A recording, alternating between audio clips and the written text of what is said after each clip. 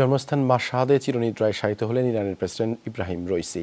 ইমাম রেজার মাজারে দাফন করা হয়। হেলিকপ্টার দুর্ঘটনায় নিহত প্রেসিডেন্টকে শোকার্ত লাখো ইরানির আহাজারিতে ভারী হয়ে ওঠে পরিবেশ।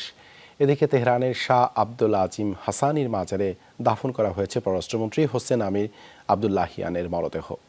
সিলন ফ্যামিলি ব্লেন্ডের কড়ালিকার আর সতেজ স্বাদের পারফেক্ট ব্লেন্ডে স্বপ্নেরা মিলুক টানা। ৬৩ বছর আগে জন্ম নিয়েছিলেন যে শহরে, সেখানেই শায়িত হলেন চিরনিদ্রায়। কয়েকদিনের আনুষ্ঠানিকতা শেষে জন্মস্থান মাশহাদের ইমাম রেজার মাজারে দাফন করা হয়েছে ইরানের প্রেসিডেন্ট ইব্রাহিম রইসির মরদেহ। প্রেসিডেন্ট ছাড়াও হেলিকপ্টার দুর্ঘটনায় নিহত আরও দুজনকে দাফন করা হয় মাশহাদে।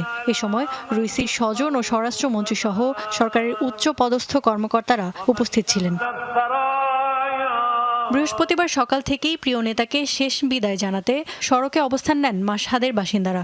আর্তনাদ আর আহাজারিতে ভারী হয়ে ওঠে পরিবেশ।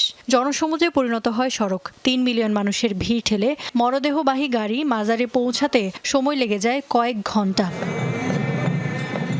মাশহাদে নেয়ার আগে বৃহস্পতিবার সকালে তেহরান থেকে রইসির মরদেহবাহী কফিন নেওয়া হয় ধর্মীয়ভাবে গুরুত্বপূর্ণ শহর বীরজান্দে। প্রিয় প্রেসিডেন্টকে শেষ বিদায় জানাতে শহরটিতে নেমেছিল শোকাহতদের ঢল। শোক র্যালিতে অংশ নিতে বিভিন্ন শহর থেকে কালো পোশাকে ছুটে আসেন ইরানিরা। পররাষ্ট্রমন্ত্রী হোসেন আমির আব্দুল্লাহিয়ানকে দাফন করা হয় তেহরানের দক্ষিণাঞ্চলীয় শহর রেতে অবস্থিত শাহ আব্দুল আজিম হাসানির মাজারে, যাতে অংশ নেন হাজারো ইরানি। দাফনের আগে শেষবার শ্রদ্ধা জানানো হয় তার দীর্ঘদিনের কর্মস্থল পররাষ্ট্র মন্ত্রণালয়ের প্রাঙ্গণে। প্রয়াত এই কূটনীতিককে শেষ বিদায় জানান সহকর্মীরা।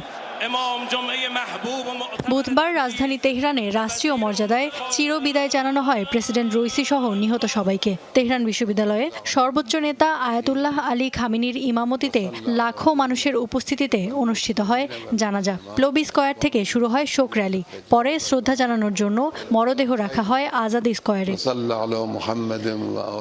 ইফাত আরা খন্দকার, যমুনা নিউজ।